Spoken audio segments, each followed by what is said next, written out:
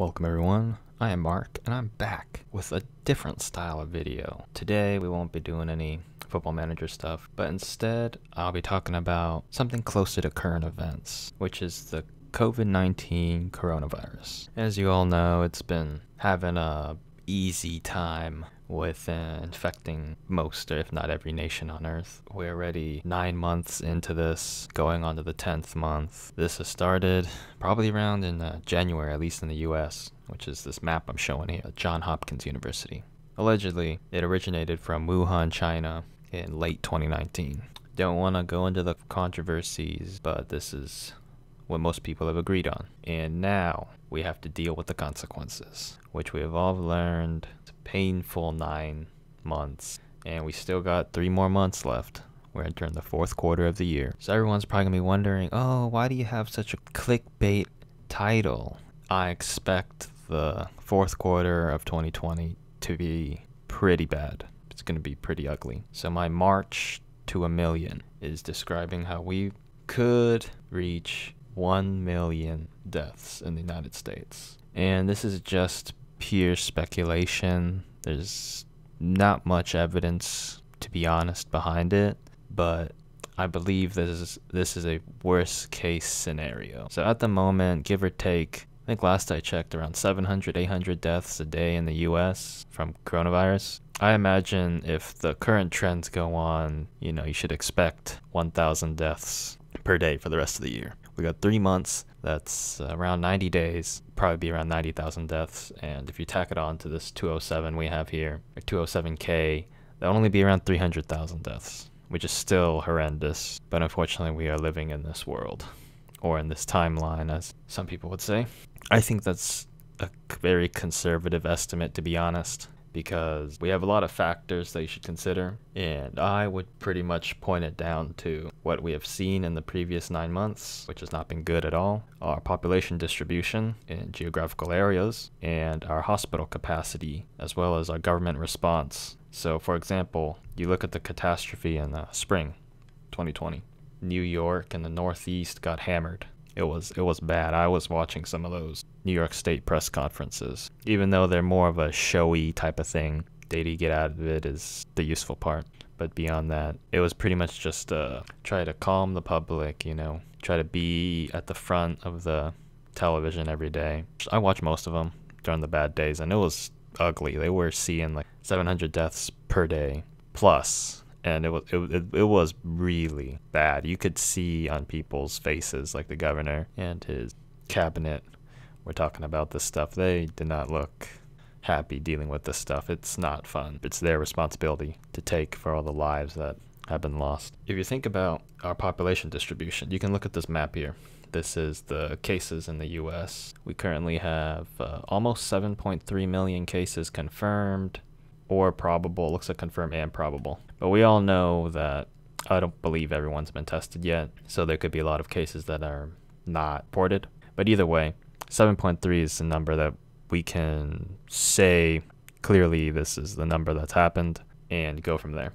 So you look at all these red dots. Some of them don't make sense. They're just there for show, but you can see that New York here has been hammered. The Northeast in general has been hammered. You can look at the deaths. So New York leads with 33,159 deaths. New Jersey with 16K. Texas with 16K. California is probably going to be at 16K by tomorrow, because this is currently the November 1st data from 23/23, so almost midnight. And Florida with 14K. Massachusetts at 9.5K. Illinois close to 9K, Pennsylvania 8K, 8.1. So as you can see, these numbers don't look exactly promising. What do these states all have in common? For the most part, they have fairly urbanized populations. I mean, in general, in the US, most people live in urban or suburban areas. Of course, there are a lot of rural areas in the Midwest. As you can see, they don't have as many infections, although it's rising from what I've heard. But the really bad thing about rural areas being hit, they don't have enough hospitals. So if they get hammered, these hospitals are not going to survive. And then we move on to government response. I mean, I live in California. I mean, you can say what you want, but they're trying. It's obviously going to be pissing people off, Some people want to open up, and some people no. It sucks either way. It's kind of like a catch-22 where if you do open up, you're going to be expecting a lot of infections. Their infection rate's going to rise due to people not wearing masks or people just carrying around the virus without knowing it, and that's going to cause problems. But if you don't open and stuff is like stagnant, economically speaking, or it's only essential services, then the economy is going to suffer. And then eventually the economy is going to crash, and then people are going to lose their jobs, people are going to be homeless, and then people are going to starve to death, which is not that great either. So people die no matter what. So you got to figure out how to balance the situation. So I don't want to be the guy who has to say this type of stuff, to be honest, because this is going to be some ugly stuff. I'm sure people are already pissed off by what I said. So anyways, I always check this every day. It's just data, and I like to see my data. So this is from Johns Hopkins University. Just a little background. They're like a private university that does research in Baltimore, Maryland. Seem to be pretty famous. I think I heard of the school maybe a couple years ago. And their motto is Veritas Vos Librabit. The truth will set you free. And I really do hope they're reporting the truth here. It would kind of suck if they're lying.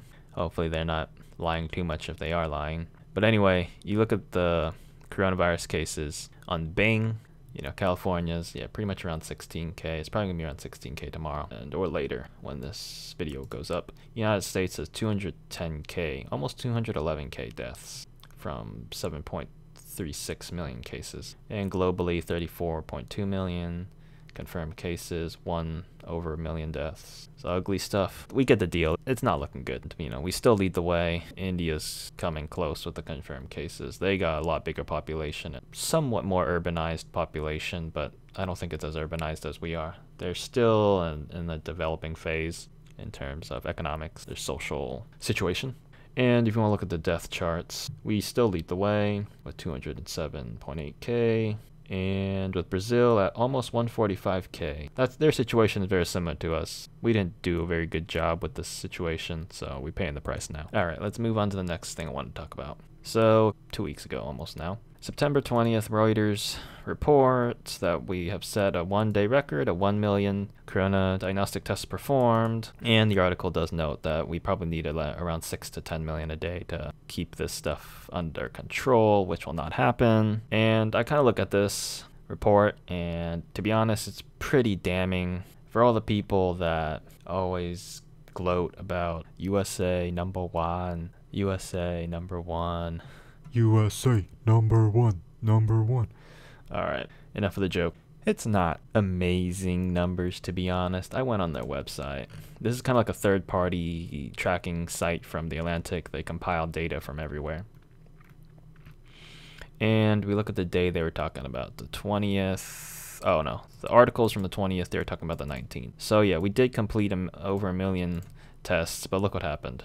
Dropped off to 900K, dropped off to 725K. It's not consistent at all. And we eventually reach a million, so we're kind of around the 1 million mark in terms of new tests. But this stuff is pretty bad. You would expect the so-called greatest country on earth would be able to produce better numbers than this. But the reality is, when you learn about all of the supply chain and the procedures that go behind all of this testing, it is really not good if you want to ramp up. So one of the things I learned from those New York State press conferences, number one, testing equipment is specific to each manufacturer, and every manufacturer has their different cartridges and different procedures specified for the machines. And what do you know? Not everyone has the same machine. All these machines are not standardized,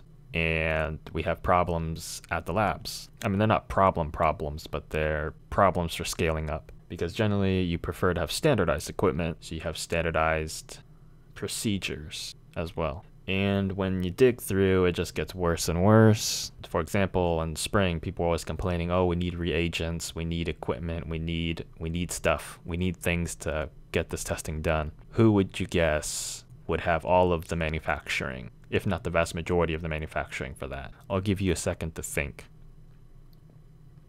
It's China. And, well, who would have known, am I right? So first, they sell out all of our manufacturing jobs computers and all that stuff over there. And now they sell us out by having the vast majority of medical equipment and medical supplies and stuff like that manufactured in China. That's bad when something bad happens, and this happened. And now we suffer because of our incompetence, people just prizing profits over safety, a backup plan, which they did not have a backup plan. And, we pay the price. You would expect people to have contingency plans, but that was not the case. Although on one good, tiny little story I did watch on the PBS NewsHour once, they talked about a northeastern manufacturing plant. It was a small one. They had their workers sewing PPE, the personal protective equipment, like the gowns, and they seemed pretty productive for the workers they had there. They talked about how, I believe they said they were supplying New York, if I recall. They have a contract with New York. So, that's good. They have American jobs. Although it did say some of their workers are from, I believe they said they were from Europe. But there are some workers that are from Latin America, and then there's some workers that are American. So that's nice. It's more like a token, factory. But to be honest, at this point, when almost everything is in China, something is better than nothing. They do get paid well. I think they said they were being paid a little bit more than minimum wage in the Northeast, wherever they were working. So that was nice. And the workers seem content. They're not jumping up and down and being too happy, but they're content with their work. At least it's something. Real manufacturing, I should say. But ultimately, it's, you have these stories like, oh, state labs are running 24 hours to do testing. And you read this stuff. This is from Massachusetts. This is from March. This is from spring when it was really bad. They're talking about how they're completing something like 400 tests a day once they ramp up from 50. I mean, that's a state lab, so not exactly amazing speed, you'd expect, right? Anyways, this is some sort of pro Blue Cross Blue Shield of Massachusetts article. I'm not really going to get into it. They're just talking about how they're doing such a great job. I don't know if they're doing such a great job, to be honest. And then we just another article from Chico, I believe, from California, and how they're teaming up with a privately run medical testing facility. And they're talking about how they're completing, what date was this? It's April 11th, so it's another springtime one. And they're talking about how it takes 3 hours to complete 20 tests. They're not doing any more than that because they're trying to conserve materials. I talked about the whole supply chain issues. This is one of the consequences, is that they can only do 3 hours of work in a day because they're trying to conserve materials. So there's that. I saw some local news where I live, and they're talking about how, here's a state lab. We're working hard on doing tests. I'm just looking at their equipment and their computers running Windows XP, which is really old. It's not exactly inspiring confidence. And then they go on to explain to the reporter that, yeah, this is really labor-intensive work. You gotta use those pipettes to extract liquid from here, and then you put it there. I'm not gonna lie, it does look pretty labor-intensive. Fine motor skills, so on and so forth. And I'm just looking at this. And then they say it takes hours to get this machine to do the testing for them. Yeah, man, this lab you're showing me doesn't have that many of these machines. It doesn't even look that good, to be honest, the rate that you're going to be going at, to complete these tests, because, we need to get millions of tests done. And that's not happening in these lab you just showed me. There's a couple of these machines, and it's just not feasible with the current volume of machines that we have and the ability to source reagents which are needed to complete the test. And it just looks horrible. And then now you hear this. I hear this stuff several months ago when we were having big problems with testing. They claim, for example, that Massachusetts article that I just talked about earlier, they claim they're working 24 hours a day, but it doesn't make sense. I mean, in that particular case, they're conserving materials in the beginning, so it doesn't matter how hard you work if you don't have enough materials to do the work in the allotted time. So, we have problems scaling. And of course, you'd expect a capitalist system to have the answer to this problem, right? You go to the private companies and ask them to scale up their testing. But like I said before, we have a supply problem. They don't have enough reagents. They really don't have enough machines to do this testing because I'm pretty sure most of the private labs don't really do mass viral testing. They do like more conventional tests like blood testing. That's pretty common. They probably have a lot of equipment for that. And you just come up to this situation where the private companies can't do it. The state definitely can't do it because they don't have the equipment. Their budgets are not built for this. For all intents and purposes, the state labs are poor labs. They don't have enough manpower. They don't have enough equipment. That's just my interpretation of all of the news. We face problems because back then we were already having problems. So let me see how far this COVID tracking project goes. So yeah, so in March when we were having colossal issues, you know, look at this testing. Well, what is this? Like, this is going nowhere. You have less than 100K tests completed. It doesn't get consistent until April when they get over 100K tests completed. But at that point, it just does not look good. Like, this is when it was getting bad. People were dying. A lot of people were dying. I mean, by that point, it was too late anyway. But the important part was trying to prevent the spread. And that's why you had lockdown. It was, you know, economically catastrophic, obviously. But, you know, the government had to do what they had to do to try to keep this under control. Because, you know, ultimately, the situation could get worse. We haven't seen the worst of it. I mean, you could see the worst of it in China. It made New York, you know, look pretty tame. I watched like the horror in Wuhan. It's some ugly video. You know, don't get me wrong, New York's situation was dreadful. It's really bad. It was really bad. They're still cleaning up after that mess. All right. So you look at the situation in Wuhan. I don't know if you can still see the video. I bet you can find it somewhere. Video that was shot from, they're not licensed journalists, quote unquote, but they're common people doing the right thing, which is recording all this horrible stuff that's happening while the government tries to hide it. And you're not hiding corpses, bro. You're not hiding all those corpses on the floor in the hospital. You can't hide the fact that nurses are crying, breaking down because they know they're screwed because they're working with so many people that have COVID-19 that they're not getting out clean from this either. They're probably gonna contract it and probably die from it if they're lucky. And if they're not lucky and they survive, they're gonna have lung problems for the rest of their lives. And what sucks is they're probably still gonna be working there with all these lung problems, and then they're gonna die on the second time the shit comes around, and it's gonna be dreadful. We all know it's gonna be bad. Of course, some people deny it and they're like, oh, you know, this is still fake. It's fake until you get it, until you're in the hospital, and until you're dead.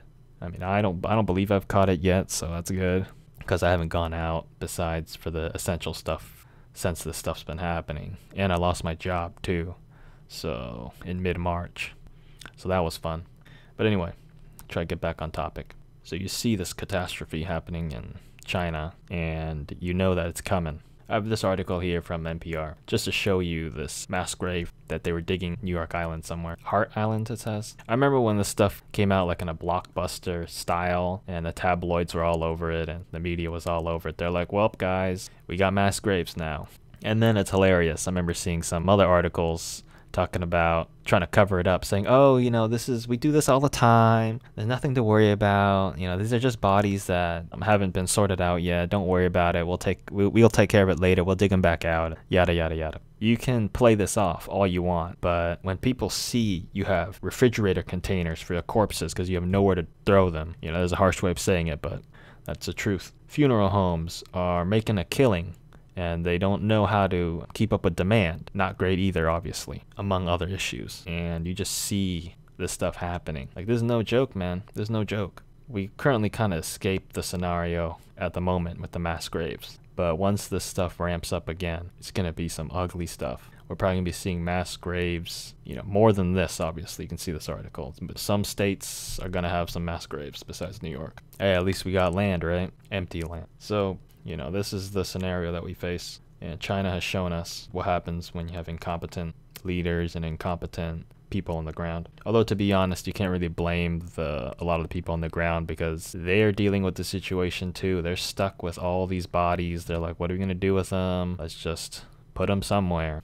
That's a sad fact of the situation. Something I should cover that I don't believe the media really ever covered is, why do you think they had a lockdown? You think they had a lockdown so they can become quote unquote power hungry totalitarians. You could say that, but I mean, someone's always going to say it. But the reality is they did it to prevent hospitals from closing. So when I was watching this stuff, the Wuhan news, their largest hospital closed while they were collecting bodies. Essentially, that was their job because so many people were showing up and dying. They had nowhere to put them, and their hospital became like a morgue, and they had to close because they just could not accept any more patients or people that were going to die. They just closed. So now just imagine you, an average citizen, and you need to go to the hospital because you have really bad complications with COVID-19, and you show up at your hospital, it's closed. Can you imagine how bad that would look, especially in America, where we have quote unquote the best medical system in the world? We are number one. But anyway, enough of the joke. That could have been a possibility, and you could see it. I mean, at least in New York, they're opening up field hospitals outside. They had hospitals in convention centers. They had hospitals everywhere. I mean, in my area, they opened up a boarding facility for that stuff too. And it turned out they didn't need it. But anyways, better safe than sorry, right? If you have thousands of people that are sick and you have nowhere to put them, that's a bigger problem, to be honest. We see the ultimate consequence, one of the ultimate consequences of incompetence, poor preparation, and really bad supply chain management. But let's get to this thing. So my 1 million mark is a little crazy, obviously. And even at the worst projection, according to IHME, they expect at worst 555K deaths, so a little over 500,000. They currently expect 371.5K death by the end of the year. And my craziness is based on the fact that we still don't know how bad round 2 is. Round 2 could be really, really bad. I remember seeing the stats from the Spanish flu, the one that hit us hard, or hit the whole world hard, and that killed the most people on round 2. So the second time the flu hit back then, it killed the most people. And right now, we just survived round 1. In my opinion, right now, we're kind of going on like a 1.5 type of situation. Like, we haven't reached round 2 yet, because round 2 is going to start happening now, I think, because a lot of areas, the summer is going to fade away, then we're going to hit autumn, and then once autumn ends, we're going to get hit by winter. And when winter comes, round 2 is probably going to be killing us. I mean, just look at it now. 7.3 million people that are confirmed to have it, or also probable cases, according to Johns Hopkins University. So imagine if those people catch it again, and that's not going to be good for them. They're probably going to be finished because their lungs are already destroyed from the first time. Some cases in the spring where allegedly people caught it again, but some of them were disproven. Others were kind of in the in-between zone of maybe they caught it, a mutated version. But generally, you would expect people that caught it in the first round to have immunity, but I don't know how true that is because we haven't even seen round 2. And then for the people that are still waiting for the vaccine, but some people don't believe in the effectiveness of the vaccine, and they don't want to be guinea pigs because there's some complications involved, at least with the trials. There's some vaccines that cause some sort of neurological side effect, which is kind of scary. You don't want to be a guinea pig. I don't want to be spreading exaggerated claims, but you probably want to wait a little bit to see what the consequences of the vaccines are. Probably the majority of people won't have any issues with it, but if you're like the unlucky person that does, then you just hope the side effects don't kill you or disable you. But then again, pick your poison, right? You want to be killed by COVID-19, or do you want to be hurt by a vaccine that, probably for the vast majority of people, it should be okay. But only time will tell, to be honest. I expect it to be bad, the March to 1 million, because I'm probably going to have to get a job soon, and for all I know, I could contract COVID-19 and be killed by it. We do face an interesting fourth quarter to the year. To conclude this really depressing video, there is obviously hope. If you look at the maths, the majority of people will survive. There will be 1 or 2% of people that could die from it once they catch it, but the vast majority of people will probably be okay. That's probably the only good news. Good hypothetical news. Going into 2020, if you told me that 1,000 Americans will die every day for, more or less for the rest of the year, I would have been like, could this year really be that bad? And now we're 9 months in, we're entering the 10th month, and yeah, It is really that bad. Didn't want to make this video, but someone has to do it. You know, we have IHME here, who's Bill Gates' side gig. I don't particularly like them because, you know, they get to change their numbers every day. I mean, it's math, it's statistics, you know. Of course they're going to change the numbers because they're trying to predict the future. I remember them predicting that we would not be at this situation, you know, several months ago. But hey, you know, we're in this situation now. So by their estimation of 371K by the end of the year, I find this laughable because they are not, even their most crazy projection, a little over 500,000. I still find that kind of optimistic, to be honest. But, you know, they have their fancy maths and this is their projection. I'm not really going to complain about it. They're trying to do what they can. I'm not particularly enthusiastic about the show they're running here on this website. That's just me being me, just my speculating. Some people might say I'm crazy, but I say I am only describing a scenario. March to 1,000,000 should not happen, but historically speaking, just looking back these past 9 months, you know, we are totally going there. Absolutely going there. You know, there's a lot of factors involved. Social, political, economic, and just plain old bad luck. What are you going to do? You know, you've been dealt a bad hand, and now we're going to eat all of the consequences for this bad hand. Alright. Thank you everyone for watching. This is going to be a real drag. I'm going to have to edit this down. Take care out there, and I wish you all the best of luck. This is Worldtown FC, united to triumph.